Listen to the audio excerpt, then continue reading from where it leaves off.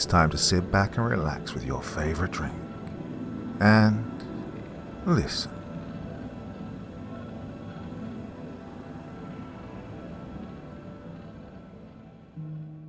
Lost highways. These are typically considered to be urban legends or myths, often associated with ghost stories or supernatural occurrences. While some people may believe in the existence of lost highways, or strange, unexplainable events associated with them, there is no scientific evidence to support the idea that such phenomena exist. It's important to approach such stories with a healthy dose of skepticism and critical thinking. Many of these stories may be the result of misunderstandings, exaggerations, or even deliberate hoaxes. Others may be based on real-world events that have been misinterpreted or sensationalized. But then again, does that account for all of them? The House That Death Forgot by Josh Parker. Melinda hated driving at night. She did her best to avoid it. Short trips to the store if she just realized she ran out of tampons or had nothing for dinner after getting home. That sort of thing happened now and then. But she did her best to not go out after dark unless someone was coming to pick her up. So, naturally, she found herself on the longest drive of her life tonight, with no moon, few stars, swirling clouds above her, and acres of forest on either side. With so many unpleasant things in her life, this was all her father's fault. She hadn't seen or spoken to the bastard in 15 years. Just after falling asleep tonight... No, that was wrong. It'd be yesterday by this time. Well, out of the blue, her phone rang, and his voice was on the other end. "I need you, Melly. Please, come, now." He'd said just that, and then the line went dead. The old ass was probably drunk, but he'd never caught her before, not since she was a child and he was still trying to convince her mother to take him back. It felt like she'd been dreaming, waking up to hear his voice again after all these years. It sounded like he was crying. His voice sounded just the same as the last time she had heard it. As though in a dream, she'd risen, dressed, and gotten in the car. She was well out of town and halfway to his old place before realizing that she had no way of knowing if he even still lived there. She received updates from her mother from time to time over the years about where he was. The last time she'd heard from her mother about him was 7 years ago. Had he ever stayed in one place that long? Well, not to her recollection. She'd been 7 when her mother finally had enough and showed him the door. Prior to that, a move had come every few months. The house they'd been living in was their longest stay in one place, a full 16 months. It turned into 2 years after that, and the next house had been the one she left when she moved out on her own. In all that time, she heard from him sporadically at best, and finally decided it was best to simply forget about him. Until tonight. She'd found out after a 2-hour drive that she'd been right to wonder if he was still in the same place. His last known address was a sketchy apartment in a low-income area of the town she'd grown up in. Had he been number 24 or number 42? Well, maybe he was 14. It definitely had a 4. It didn't matter. His name wasn't on any of the buzzers. Bastard. Her drunk of a father had called her at night, all but demanding she'd come to him for reasons he didn't even feel were important enough to tell her over the phone. Then just expected that she'd know where he lived now. In a flurry of rage, she turned and marched back to the car, slamming the door and starting off in the direction she came.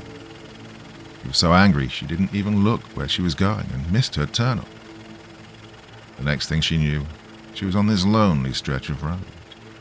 Cars were sparse, but she took some comfort in the fact that she'd passed one every half hour or so. Her dashboard clock now read 2:27 a.m. She'd been driving for more than 5 hours since leaving her house. At night. Every 5 minutes or so, she checked her cell phone. Ever since realizing she was lost, she checked her phone and found no bars at all. She even stopped at a gas station, closed of course, just sure there'd be some service around somewhere, but nothing. Take stock of your life, Melly, she thought. You're over 30, you hate your job, you and your mother don't get along. You haven't seen or spoken to your father in under half your life. You have no time for your friends or a relationship thanks to the aforementioned job you hate. Now here you are, trapped on a road you've never been on before, at night. You can't even so much as call MAM, let alone check Google Maps. Phew, smart lady you are. You briefly considered stopping and flagging down the next car that passed. She quickly realized the futility of that plan. Any car on this road would have no service, so there was nothing for it. She'd have to drive until she saw a house. She'd feel bad for waking someone up, but there was no choice.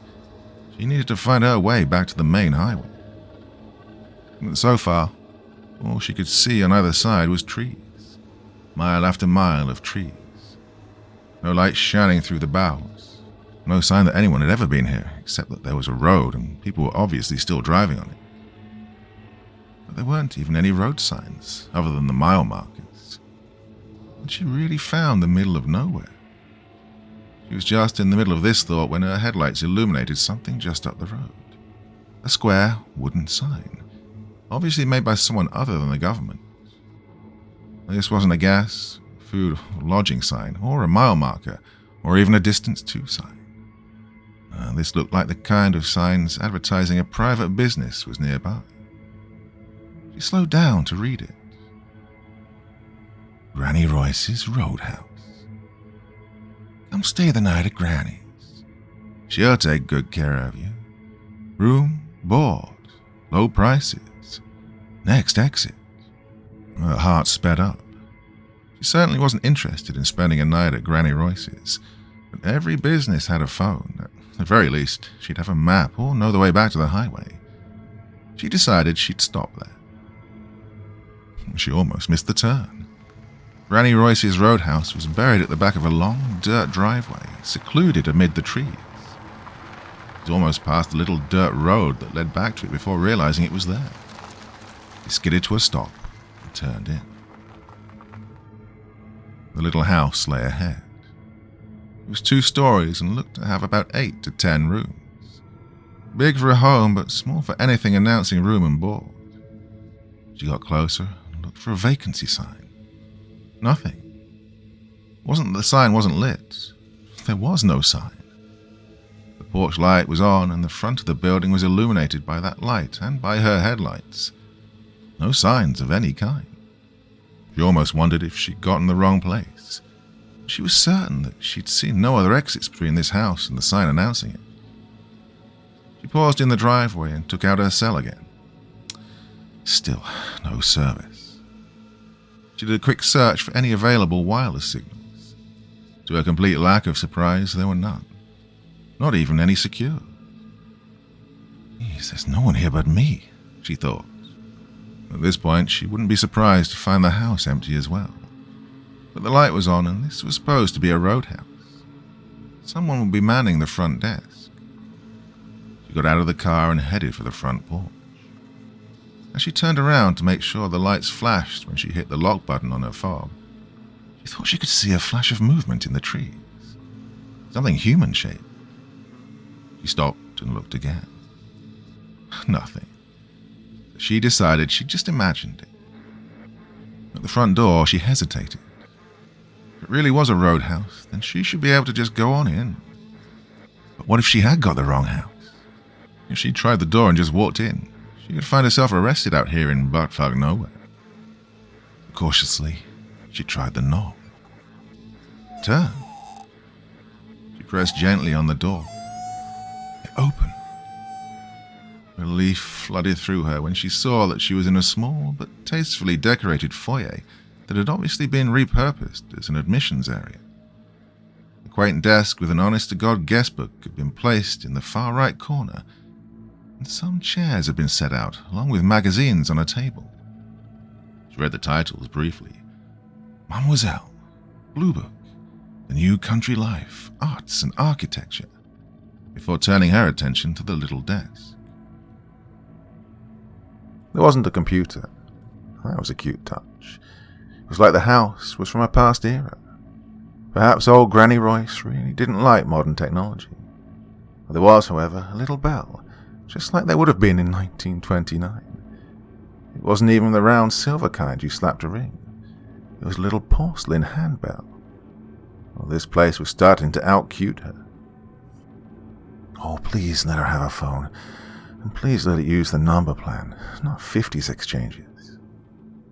She picked up the bell and gave it a shake. Well, for a while, nothing happened. Then she saw a light come on in the back room, and the shadow of an old woman sprang up on the wall. The shadow moved toward her, and within a few seconds, she saw its owner, Granny Royce, who perhaps looked like every grandmother in every storybook ever.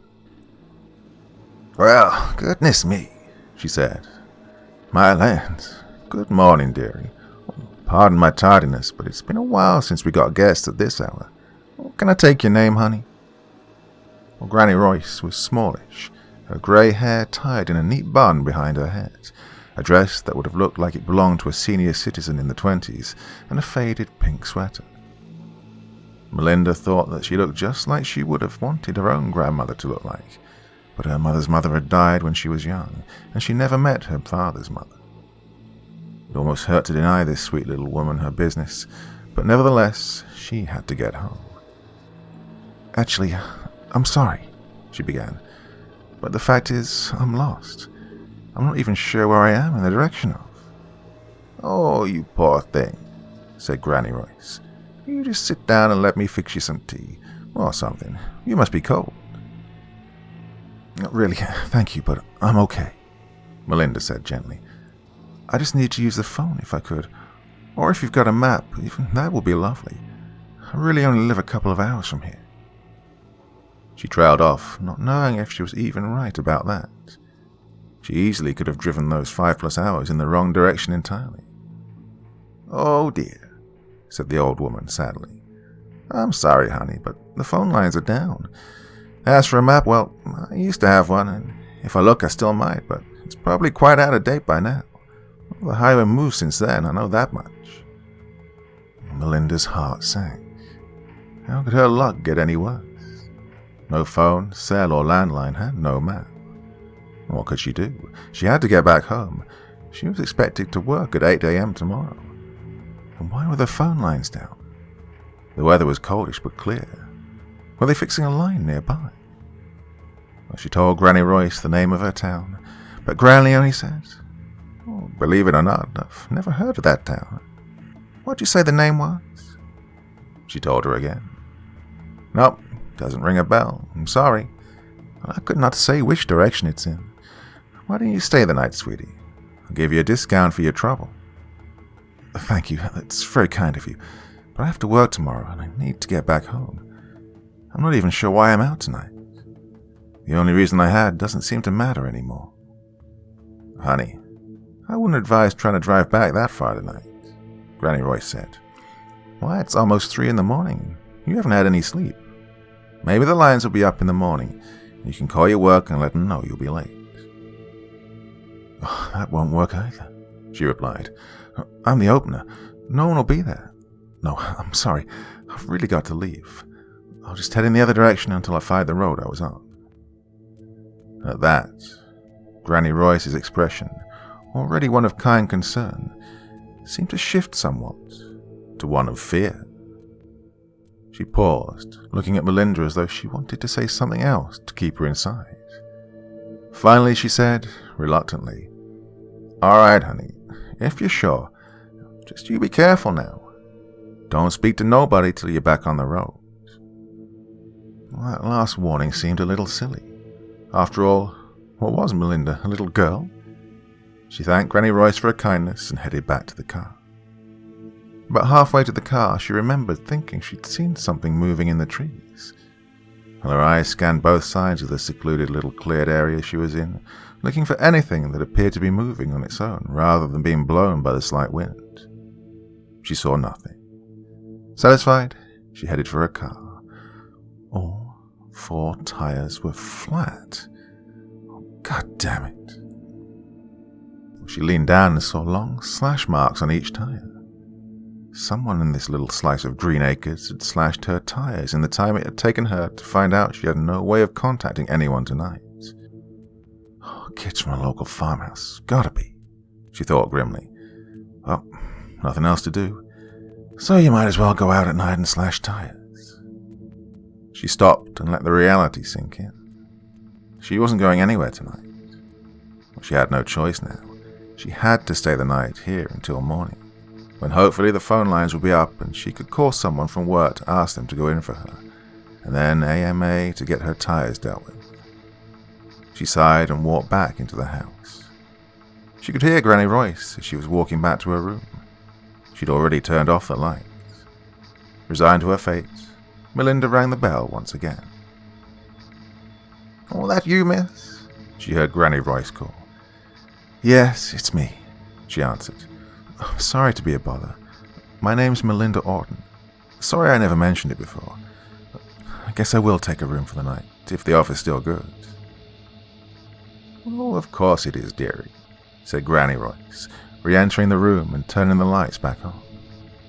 "Melinda, oh, that's such a pretty name, honey. Well, let's get you situated. You put your name and arrival time in the book there, and I'll get you a key. All the boarding rooms are on the second floor. There's only a couple left." "Well, there are others here." This was surprising. Not a single car had been in the front lawn when she pulled in. "Ah, yes, Miss Melinda." Granny was pottering around in the adjacent room. "Mr. Norris, young Calvin, there's a few of us here." She came back out with a key in her hand. "Oh, just out of curiosity, what made you change your mind?" She seemed to brighten as she asked the question, as though relieved that Melinda would stay after all. "Oh, it's probably just local kids getting kicks," she said, "but I found my tires slashed." Granny stopped suddenly, her face twisted with concern and worry. Then she resumed, as though nothing was wrong. "Oh, nothing to be done for it, I suppose," she said with an air of sadness. "Well, not until morning at any rate," said Melinda. "Then hopefully the lines will be up." "Oh," said Granny Royce distractedly. "Yes, hopefully." She led Melinda up the darkened staircase into an empty, quiet hall. Or perhaps not so quiet. From one end of the hall came the muffled sound of someone crying. Whoever it was crying softly, not with anger or petulance or fear, but with deep sadness. It sounded as if crying was something this person was used to, but they were still unable to stop. "Who's that?"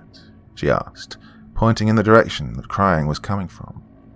"Oh, pay that no mind, honey," said Granny. "That's just Mr. Norris. He's been like that a while. Older man, you understand. Not all there." She tapped her temple. "Oh, I understand," Melinda replied, but wondered privately how an old, out-of-touch man would wind up at a roadhouse. "Has he been here long?" "Oh, a while, I'd say," answered Granny. "Don't recall how long, actually." "Well, how does he pay for room and board?" "Oh, I guess he doesn't drive then," she said to the old woman. "Actually, it doesn't look like anyone else here has a car." Granny started at this, looking up with an almost guilty expression. "Oh, well," she said, "that kind of thing is the business of the guests. I don't ask about such things." She turned the key in the lock of the room she'd led Melinda to and opened the door. Turning on the light, she showed Melinda the quaint little room. Melinda thought it looked like stepping into the past. She could swear this room would have looked modern in the early 50s at the earliest.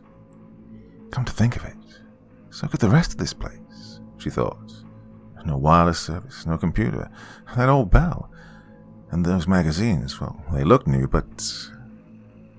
That thought was cut off as Granny put the key on the nightstand and started in with instructions. "Now, the bathroom's down the hallway there. You'll be sharing with the whole floor, so please bear that in mind if you have to go. There's a shower schedule on the door as well. First come, first serve. Just add your name to the first available line. That's the order the showers are in. I wouldn't worry about it if I were you, though. I'm sure you'll be first in line. I get up at 6 a.m. sharp every morning and start breakfast. You come down whenever you're ready, and I'll whip up something for you. Oh, and one last thing, my dear. I'd strongly advise you not to leave the house until sunup. Well, you just never know what could happen out there in the dark. Of course, she replied. I'd never go out there in the dark if I didn't have to. Well, she stopped that train of thought right out of the gate. After a few moments, she was alone. Alone without anything to wear to bed, and nothing to shower, brush her teeth, or hair with in the morning. She sat on the bed and looked out the window, which faced front. Her car still sat where she'd left it, the only thing for miles that seemed like part of her world. And an expensive, overlarge paperweight until I can get hold of someone, she thought bitterly. And despite the hominess of the room, she felt an unwillingness to rise and shut off the light. Somehow the thought of going to sleep in this backward little room seemed unthinkable. So instead she continued to sit and stare out of the window. A figure in black detached itself from the shadows of the trees and made its way to her car. What the hell? She jumped up and ran to the window. The figure was tall and seemed to be wearing a cloak made of night. She saw its arm extended. In its hands was a long, jagged dagger. It dragged the dagger across the side of her car, leaving a long gash mark in the paint and metal. "Hey!" she shouted. The figure kept dragging the dagger. She reached for the window to open it. It wouldn't budge. She looked for a lock, but couldn't see one. "Hey!" she yelled again. And this time the figure raised its head. She could see the glint of two eyes under the hood. The figure raised the dagger, slowly, determinedly. It pointed it straight at her face. Well, she leapt away from the window and ran for the door. A noise on the other side stopped her. Footsteps, dragging, shambling footsteps. And crying. The sound of a person for whom deep, longing sadness is a way of life. Mr. Norris. She waited. Somehow she just felt that she should let the old man pass before she opened the door. Before he got very far, however, she heard other footsteps, these much quicker and lighter, running up the stairs and stopping near the door to her room. "Stop it," hissed Granny Royce. "Go back in your room right now. You know better. She can't see you yet. Hopefully she won't have to at all. Now, you get back in there. You've no business being out here at this hour anyway." What on earth? How could that sweet old woman talk to another human that way, let alone an old man with a foggy mind? Well, she almost opened the door right then, but somehow her hand stopped and waited until the shuffling, crying man had made his way back down the hallway. She heard his door open. She opened her own door just in time to see his foot, shod in a well-worn house shoe, slide into his room. The door closed softly after him. "Oh, that poor man," she thought. But now she was determined to find out what was going on. The punk outside in the Halloween costume slashing up her car, followed by Granny yelling at an old man, had made her begin to understand that not all was well here. She went back down to the front desk area, which was completely unlit except for the moonlight and porch light coming from the window. There was, however, a light on near the back room that Granny Royce had emerged from before. Melinda paused to take a look outside the front window. The maniac with the dagger was nowhere to be seen for the moment, but she was now determined that it was he that she'd seen moving from the trees. What? He could have killed me. She strode in the direction of the light, seeing that it was the light to the kitchen. She kept going, expecting to find Granny Royce still pottering about with whatever an old innkeeper did with herself during the early hours of the morning. Instead, she found Granny sitting with a young man of about 20. He had dark hair and a scruff of stubble and was wearing a dark brown corduroy shirt and khakis, along with a pork pie hat. He looked like he was ready to go sell newspapers on a street corner in the 30s. He was quietly sipping tea while Granny was admonishing him from the other end of the table. "Now that was a horrible thing to say," she said. "When I was your age, young men minded their manners."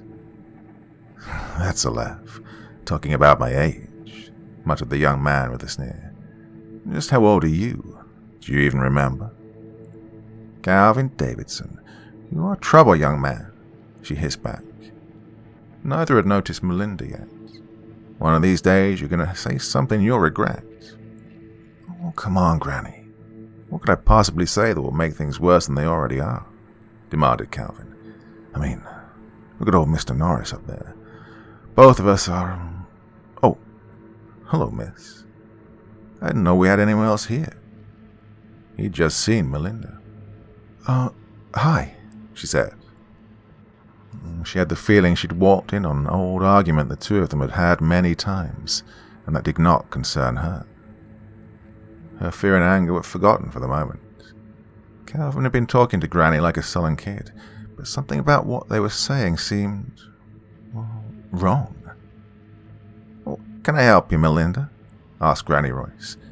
"Is there something wrong with your room?" Well, that brought her back. "No," she said. "The room's fine, but nothing else is. I mean, what on earth do you even have a roadhouse out here, where it seems like no one else ever stops? Why are most of the rooms full, even though mine is the only car out there? Why did I hear you talking to Mr. Norris like he was a dog? Why would you want to make sure I didn't see it?" Well, she got no further before Calvin cut her off. "Oh, good Lord. She's not even been here a night and she can see it. Why did you even let her in, Granny? Why don't you just bolt the door? Hell, if I could go take down that sign, don't you think I would have done it by now? Lord love a duck." Now, there's something you don't hear many young men say, thought Melinda. She decided to ignore Calvin for the moment, otherwise. "Oh, and besides that, there's someone out there. He's the freak who slashed my tires, and he's been out there messing up my car since then. You can't even call the police. I mean, are you going to tell me you've never had vandals out here before?" There was a long pause in the room. Neither Granny nor Calvin seemed willing to break it. Calvin scratched at his neck. For the first time, Melinda noticed a red slash at his throat, half hidden by his collar. It looked like either a very fresh scar or a slightly healed wound. "Listen, miss, I don't know your name," he finally said. "Melinda," she told him. "Melinda," he repeated. "Melinda, I think you should sit down. I have to tell you something that you may find troubling." Melinda didn't like how he said that. She also didn't like the way his tone had switched from sullen child to serious adult. He looked several years her junior, but he was talking to her like he was her uncle or her boss. He swallowed a sip of tea and sighed. Then he looked her straight in the face and said, "The reason I don't have a car out there is that when I got here, no one my age, no one in my line of work, would have owned a car. It would have seemed like an impossible dream." What are you talking about?" she asked hesitantly. "Well, I worked in a textile mill," he said. "The mill was shut down by the time I got here. Most businesses were. So I struck out on my own, a drifter looking for what work I could find. And I stopped here. Forever." "Businesses were shut down? I don't understand," said Melinda. "We're having a rough time of it right now, but businesses are mostly staying open." "Not then they weren't," said Calvin sadly. "I arrived here in 1929. Melinda blinked. Something had exploded behind her eyes. "Well, this place was new then," said Granny. "My man and I had just opened it. Young Mr. Calvin was a sweet young lad of 16. I offered to take him on as hired help over my husband's objections. Well, my husband was a well-meaning man, but he knew how to pinch a penny. 'Twas a year after I took Calvin on that Mr. Royce died. Calvin and I have been here ever since, and every few years or so, someone joins us." "Yep," Calvin broke in. "Miss Tilly was first. She was a woman of ill repute who ran here, pregnant and scared that the man who'd run her trade up in New York was going to find her and kill her. Well, she and that baby..." He broke off, now seeming on the point of tears. "And then," said Granny, "there's Mr. Standish. He was a traveling minister. He doesn't travel anymore." "Mr. Norris got here in '69, said Calvin. His story is probably the worst. He was a bank robber, you see. Carried a pistol. He didn't like learning how long we'd all been here. He paused, stood and walked to the kitchen window. He tried to leave on his own, you see. He ain't the first to try it. That was me, actually. I warned him not to try, but he wouldn't listen. But when he got outside and he met him... "Calvin," hissed Granny, "we don't talk about this." "She's gotta know," said Calvin. "There's no point in her finding out slowly."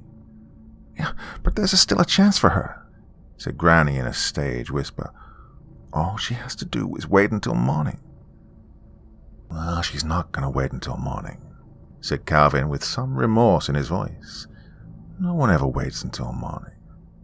The fact that she came down here is proof enough of that. Besides, what good would that really have done her? Her car is useless. We have no phones here. There was no phone when this place went up, and there won't ever be a phone here. You know that."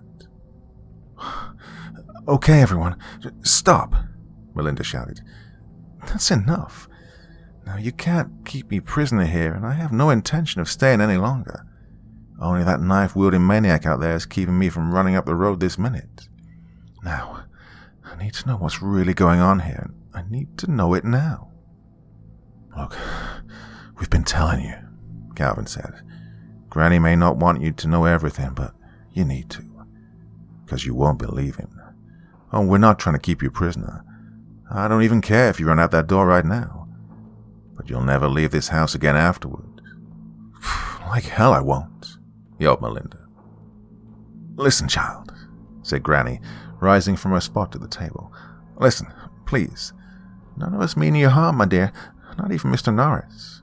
Well, there's scant he can do anymore, and he knows it. That's why he's up there crying all the time. But we're stuck here, all of us. I hope there was a chance for you to run for it in the morning, but Calvin's right.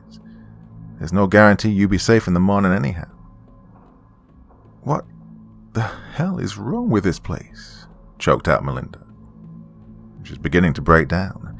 She could feel the tears welling in her eyes.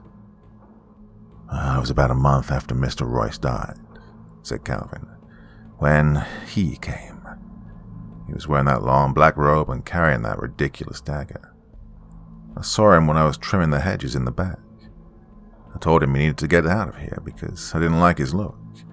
He moved so fast I never saw it coming. And he got me from here." Calvin touched his neck. "To here." He touched his lower abdomen on the opposite side from the neck slash. He began to undo his shirt, and Melinda almost vomited. Under his shirt was a long, ugly slash that went deep and was still seeping blood. She could even see bone, muscle, and intestines wriggling within the mangled ruin. "I died that night," said Calvin. "But then, I didn't. The next thing I knew, I was being dragged into the house by Granny, and when I woke up, I nearly scared her to death. She was sure that I was gone. And the thing is, I was. But I was awake. I could talk, walk, do anything I could while alive. Well, except take any enjoyment or nourishment from food or drink anymore. I still drink the tea because it keeps my skin from turning ash gray. I learned that about 50 years ago." "He didn't go away, though," Granny broke in. "I went out to deal with him, carrying my axe. Well, he took my axe and buried it in my bag. Oh, I won't show you the wound, honey. Calvin shouldn't have shown you his either. No one should have to see it. But, well, that's how he works, Melinda," continued Calvin. "He's got that knife, but if you try to use a weapon on him, he just moves like he does and takes it from you. You never stand a chance. He'll use whatever weapon you try to take him down with to end you. Mr. Norris learned that the hard way." This is not happening." Melinda was ready to break down. She had to hold it together. She had to get out of here somehow. Nothing about this was right. Nothing about it could be real. No, it was all a dream. Too much didn't make sense. Her father calling her out of the blue, her leaving to go to him without a second thought, getting lost so quickly and so irreversibly. No cell phone service anywhere on this road. This place and everything about it. She was dreaming. That had to be it. But if so, she was going to survive this dream. She turned and ran for the stairs. Her purse was still in her room, but she was going to grab it and go. She'd had enough. Protesting voices began babbling behind her, and she cared not one whit. Mr. Norris was waiting at the top of the stairs. Contrary to Granny Royce's description of him, he wasn't old at all, no more than about 40. But she saw instantly what she meant by not all there. The top half of Mr. Norris's head looked normal, like a reasonably attractive man with dark hair peppered with grey here and there. His eyes, a clear green, were moist with fresh tears. The lower half of his face was a ruin of bone fragments, shredded muscle and blood. So much blood. His left side was similarly destroyed. His arm hung on a few hanging strings of muscle. His hip was just as much a mess of bone and blood as his face was. He kept his one good hand on the banister as he shuffled toward her. Behind him stood a young woman in a bra and a pair of panties. Her stomach was cut open, and looking out of the wound with bright, intelligent eyes was the mangled remains of a baby. Melinda turned and bolted for the front door. Her hand had just closed around the knob when Calvin rushed up to her, placing his freezing cold hand over hers. "They're not going to hurt you," he said quickly, "but he will. If you step out for so much as a moment, he will kill you, and it'll hurt, and it'll go on hurting forever. After a while, you learn to function with the pain, but it never goes away." Sobbing, she asked the question she'd been afraid to ask since coming here. "Who is he?" "We don't know," said Granny from behind Calvin. "He just came here, and he won't go away. He likes to watch us and do things to incite us to come out again. As soon as someone does, he hurts them more. But no matter how many times he kills us, we won't die. Believe me when I say we all wish we could." Well, Melinda had had enough of this. She pushed Calvin away and threw open the door. He was standing on the porch. The knife was held out in front of him, just at face level. Melinda ran into him at a rush, the knife puncturing her right eye and its tip sliding on through out the other side. She just managed to see the grinning, pure white face of her killer before everything went black. A few hours later, the house erupted with screams from upstairs as Melinda awoke to a world of pain, the like of which she'd never known. Well, my dear friends, what did you think of that one? Let me tell you something. I had the strangest feeling while I was reading this. Like, I've read this before, somewhere in the deep, dark depths of the past. I remember reading this one. So after about 10-15 minutes of recording, I stopped, looked through the archives, and no sign of it. But I'm absolutely sure. So if you're another channel and I read this for you, then please let me know, because I'm going crazy right now. Absolutely certain I've read this one. Got to the description of the bed and breakfast, whatever. And I'm like, yep, definitely remember this, but nope, nowhere in the archives can I find this one. So it's a mystery. Well, anyway, that's it for this evening. Back again very, very soon with the next one. Till then, my dear friends, sweet dreams and bye-bye. Thank you so much for taking the time to listen to this story today. Really means a lot to me and to the author of the story, of course. Well, if you want to know more about me, I'm pretty much everywhere on social media. You can find me on Facebook, Twitter, Instagram. You can download my music on SoundCloud. I've got a Patreon if you feel like. Throw me $1 or $2. Very much appreciated. And of course, on Reddit, I have a place where you can leave stories if you want me to read one that you've written. Well, hoping to see you all again very soon. Till then, sweet dreams. Bye-bye.